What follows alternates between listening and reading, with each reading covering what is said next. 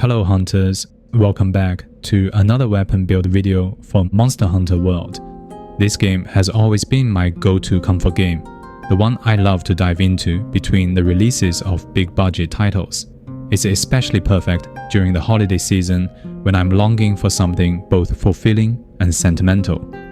In this series, I'll continue to walk you through the most optimal builds you can use, starting from the end of the main story and progressing all the way to the most optimal endgame farming setups. Today we will be covering the weapon of Dragon Slayers, Insect Glaive. First of all, I want to cover the Kinsects. There are many options presented in the game, but we actually only need to decide between two of them when it comes to endgame builds. Foliacat 3/4 has the highest speed, it has decent damage and can fly very fast. This means you will have a much easier time trying to gather extract while the monster is moving. So it's the best Kinsect to use for beginners or just some general chill hunts. Vizier Stack 3/4, on the other hand, is the best choice for maximizing damage and widely recognized as the best Kinsect in the game. So you can swap to this Kinsect as you become more proficient with this weapon. You can use both of these two Kinsects for all of our builds interchangeably. And with that out of the way, let's start with the budget build. First up, as soon as you reach Master Rank 24, complete this event quest, The Last White Knight. This will allow us to craft the weapon Fenrir Rose. This will be the best weapon available to us before you have beaten Raging Brachydios. It has decent raw damage, 15% of natural affinity, and it's also a very cool looking weapon. Alternatively, before you can fight Frostfang Barioth, you can also use Hydros Arcana from Namiel as a transition. For the armor set, we will use 3 pieces from Teostra, Kaiser Crown Beta Plus, Kaiser Vambraces Alpha Plus, and the Kaiser Coil Beta Plus.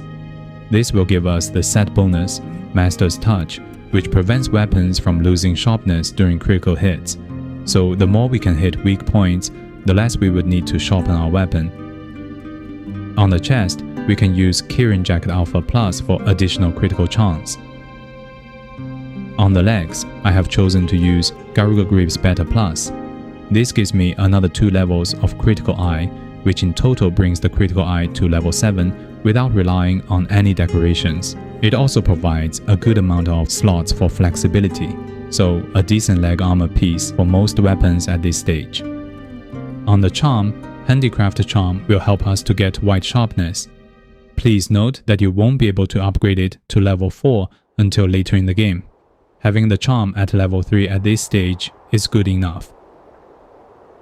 Now for the budget build, you won't need any rare decorations, but we should at least always have 3 levels of health boost.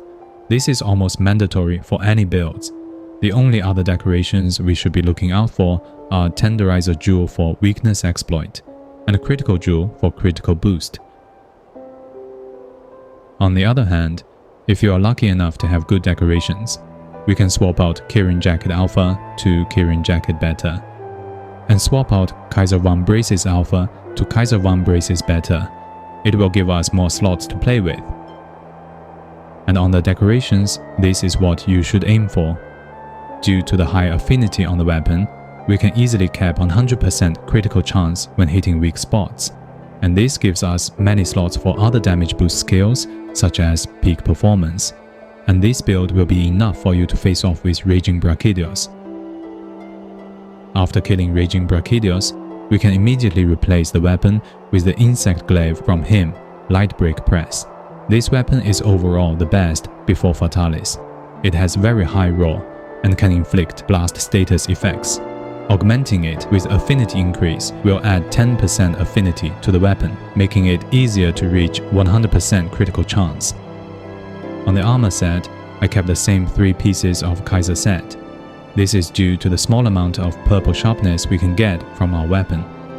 The chest will be replaced with Brachydium Male Beta Plus, and the legs will be replaced with Brachydium Graves Beta Plus.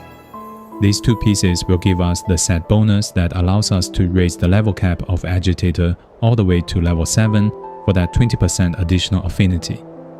On the charm, use Challenger Charm to fill these Agitator skills, and at this stage, I do recommend raising your master rank in Guiding Land so you can upgrade this charm to level 5. Here is the budget decoration setup for this build.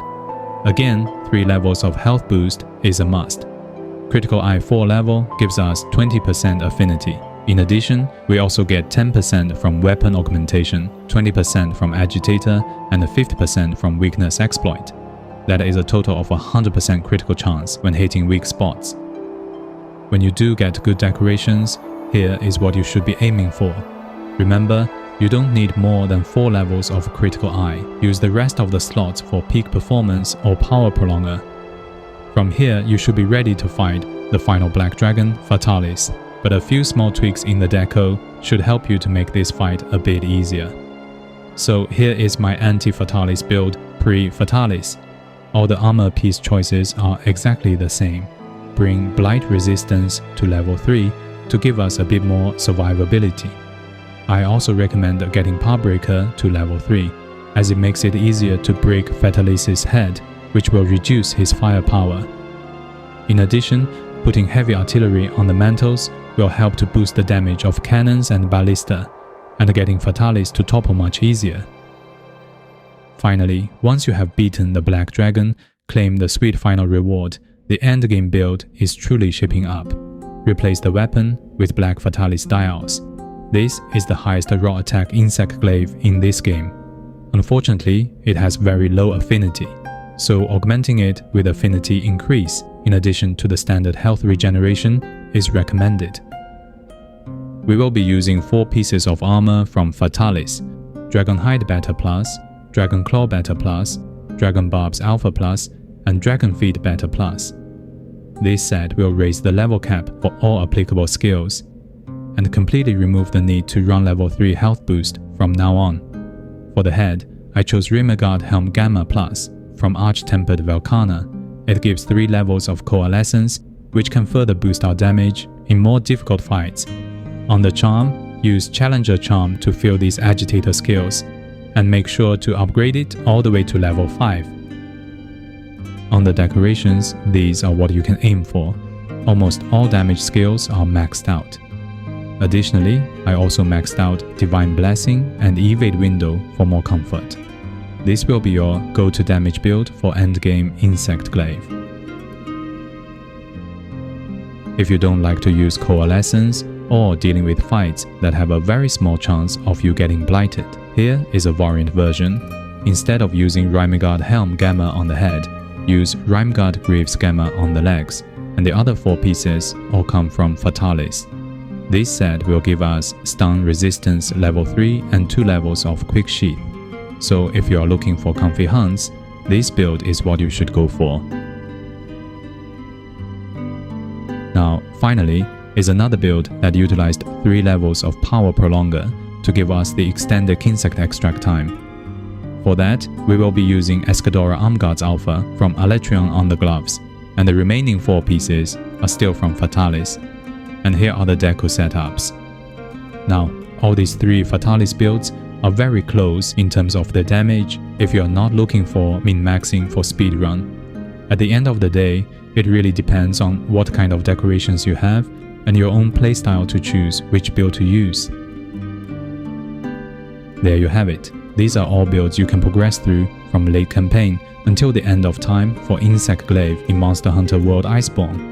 Let me know what other weapon builds you want to see, and you can also join my Discord below to connect with other hunters if you are looking for friends to play with. Now, I hope you'll find this video useful.